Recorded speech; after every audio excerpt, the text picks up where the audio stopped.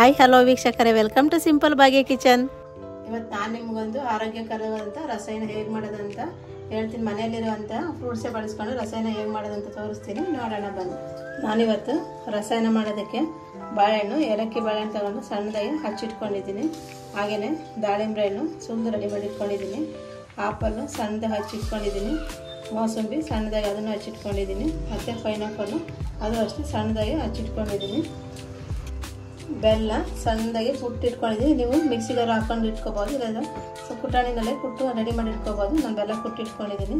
ಹಸಿ ತೆಂಗಿನಕಾಯಿ ತುರಿ, ಇದು ಜೇನುತುಪ್ಪ. ನಾವು ಹಳ್ಳಿಯಲ್ಲಿ ಕಿತ್ತಂಥ ಜೇನುತುಪ್ಪ, ಇದು ಅಂಗಡಿ ಜೇನುತುಪ್ಪ ಅಲ್ಲ, ಏಲಕ್ಕಿ ಪುಡಿ. ಈಗ ಹೇಗೆ ಮಾಡೋದಂತ ನೋಡೋಣ ಬನ್ನಿ. ಈಗ ರಸಾಯನ ಮಾಡೋದಕ್ಕೆ ನಾನು ಒಂದು ಪಾತ್ರೆ ತೊಗೊಂಡಿದ್ದೀನಿ. ಆ ಪಾತ್ರೆಗೆ ನಾನು ಕಟ್ ಮಾಡಿ ಇಟ್ಕೊಂಡಂಥ ಹಣ್ಣೆಲ್ಲ ಹಾಕ್ತಾಯಿದ್ದೀನಿ ನೋಡಿ. ಬಾಳೆಹಣ್ಣು ಹಾಕ್ತಾಯಿದ್ದೀನಿ.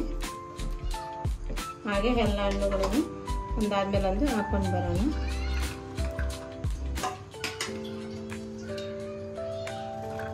ಆಪಲ್ಲು, ದಾಳಿಂಬೆ, ಬನಾನ, ಹಾಗೆ ಪೈನಾಪಲ್ಲು,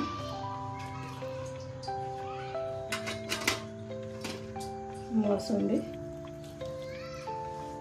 ಯಾವ್ಯಾವ್ದು ಹಣ್ಣಿರುತ್ತೆ ಎಲ್ಲ ಹಣ್ಣು ಹಾಕಿ ಇವತ್ತು ಮಿಕ್ಸು ರಸಾಯನ ಮಾಡ್ತಾಯಿದ್ದೀನಿ. ನೀವು ಬಾಳೆಹಣ್ಣು ಒಂದೇ ಇದ್ದರೆ ಬಾಳೆಹಣ್ಣು ಹಾಕ್ಕೊಂಡೆ ರಸಾಯನ ಮಾಡಿದ್ರೆ ಚೆನ್ನಾಗಿರುತ್ತೆ. ಯಾವ್ದು ಮನೇಲಿ ಯಾವ್ಯಾವ ಹಣ್ಣು ಇರುತ್ತೆ ಎಲ್ಲ ಹಾಕಿ ರಸಾಯನ ಮಾಡಿದ್ರೆ ತುಂಬ ಚೆನ್ನಾಗಿರುತ್ತೆ. ಹಾಗಾಗಿ ನಾನು ಇವತ್ತು ಮನೇಲಿ ಏನೇನು ಹಣ್ಣಿತ್ತು ಅದನ್ನು ಹಣ್ಣು ಬಳಸಿ ರಸಾಯನ ಮಾಡ್ತಾಯಿದ್ದೀನಿ. ಈಗೆಲ್ಲ ಒಂದ್ಸಲಿ ನೀಟಾಗಿ ಮಿಕ್ಸ್ ಮಾಡೋಣ. ಹಣ್ಣೆಲ್ಲ ನೀಟಾಗಿ ಒಂದ್ಸಲಿ ಮಿಕ್ಸ್ ಮಾಡಿದ್ದೀನಿ. ಈಗ ಇದಕ್ಕೆ ನಾನು ಹಸಿ ತೆಂಗಿನಕಾಯಿ ತುರಿ ಹಾಕ್ತಾಯಿದ್ದೀನಿ. ಒಂದು ಬೌಲ್ ಆಗೋವಷ್ಟು ತೆಂಗಿನಕಾಯಿ ತುರಿದು ಇಟ್ಕೊಂಡಿದ್ದೆ, ಆ ತೆಂಗಿನಕಾಯಿ ತುರಿ ಹಾಕ್ತಾಯಿದ್ದೀನಿ. ಹಾಗೆಯೇ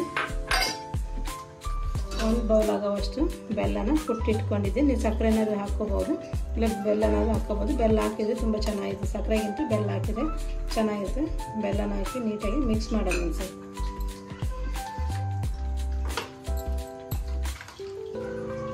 ಎಲ್ಲ ನೀಟಾಗಿ ಈಗ ಮಿಕ್ಸ್ ಆಗಿದೆ ನೋಡಿ, ಹಣ್ಣು, ಬೆಲ್ಲ ಮತ್ತು ತೆಂಗಿನಕಾಯಿ ಜೊತೆ. ಈಗ ನಾನು ತಗೊಂಡಂತಹ ಜೇನುತುಪ್ಪ ಹಾಕ್ತಾಯಿದ್ದೀನಿ. ನೀವು ಅಂಗಡಿ ಅಂತಂದರೆ ಅಂಗಡಿಯಲ್ಲಿರೋ ಜೇನುತುಪ್ಪನಾದ್ರು ಹಾಕ್ಕೊಳ್ಳಿ, ಇಲ್ಲ ಈ ಕಡೆ ಊರ ಕಡೆ ನಾವು ಹೋದಾಗ ಊರ ಕಡೆ ಸಿಗುತ್ತಲ್ಲ ನಾಟಿ ಜೇನು ಅಂತ, ಆ ಜೇನುತುಪ್ಪನಾದ್ರು ಹಾಕ್ಕೊಳ್ಳಿ, ತುಂಬ ಚೆನ್ನಾಗಿದೆ. ಅದನ್ನು ಹಾಕಿದರೆ ಏಲಕ್ಕಿ ಪೌಡ್ರು, ನಾನು ಏಲಕ್ಕಿನ 4 ರಿಂದ 5 ಏಲಕ್ಕಿ ತಗೊಂಡು ಕುಟ್ಟಿ ಪೌಡ್ರ್ ಮಾಡಿ ಇಟ್ಕೊಂಡಿದ್ದೆ. ಏಲಕ್ಕಿ ಪೌಡ್ರ್ ಹಾಕ್ತಾಯಿದ್ದೀನಿ. ಎಷ್ಟು ಸಿಂಪಲ್ಲಾಗಿ ಮನೇಲಿ ಏನು ಹಣ್ಣಿರುತ್ತೆ ಆ ಎಣ್ಣೆ ಯೂಸ್ ಮಾಡ್ಕೊಂಡು ಈ ಥರ ರಸಾಯನ ಮಾಡಿಕೊಟ್ರೆ ಮಕ್ಕಳು ಇಷ್ಟಪಟ್ಟು ತಿಂತಾರೆ. ಹಾಗೆ ಕೊಟ್ಟರೆ ತಿನ್ನಲ್ಲ. ಈ ಥರ ಜೇನುತುಪ್ಪ, ತೆಂಗಿನಕಾಯಿ ತುರಿ ಎಲ್ಲ ಹಾಕ್ಕೊಟ್ರೆ ಹೊಸದಾಗಿ ಏನೋ ಮಾಡಿಕೊಟ್ಟಿದ್ದಾರೆ ಅನ್ನಿಸುತ್ತೆ ಮಕ್ಕಳಿಗೆ. ಹಂಗಾಗಿ ಮಕ್ಕಳು ಇಷ್ಟಪಟ್ಟು ತಿಂತಾರೆ. ಚಿಕ್ಕವರಿಂದ ದೊಡ್ಡವರೆಗೂ, ಅಲ್ಲಿಲ್ದವ್ರು ಕೂಡ ತಿಂತಿರ್ತಾರೆ. ಇದನ್ನು ತುಂಬ ಚೆನ್ನಾಗಿರುತ್ತೆ. ಆರೋಗ್ಯಕ್ಕೂ ಅಷ್ಟೇ ಹಣ್ಣು ತುಂಬ ಒಳ್ಳೆಯದು. ಹಾಗಾಗಿ ಮನೇಲಿ ಯಾವಾಗಾದ್ರೂ ಹಣ್ಣಿದ್ರೆ ಈ ಥರ ರಸಾಯನ ಮಾಡ್ಕೊಂಡು ತಿಂದರೆ ತುಂಬ ಚೆನ್ನಾಗಿರುತ್ತೆ.